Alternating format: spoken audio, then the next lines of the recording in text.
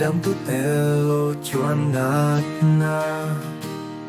Nai sap na telo chuan ring nun akin lova Than muan rau san ang mai a mun khâu harnin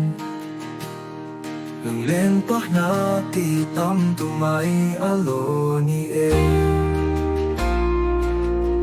Imo hangai na tu tlasik laya vu sur ang le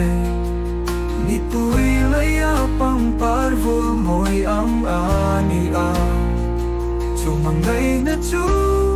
min han larinom na nen Halo ten buan ang pau min inuy dun ang ang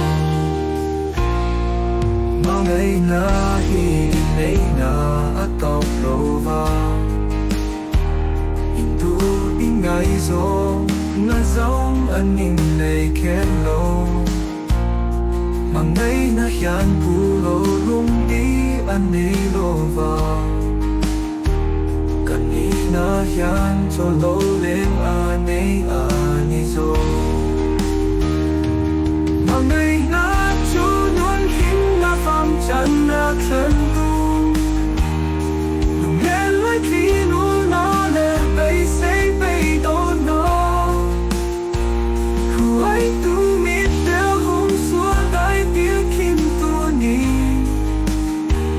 Yo bet par ang inan choi ang thầm ra lệ thi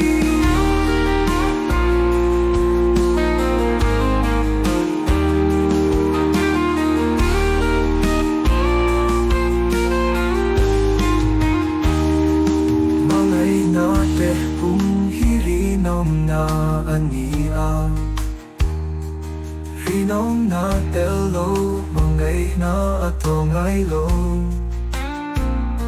Mangay na di chutoy alilipar angin Kung tuwang matanoy lo ten apa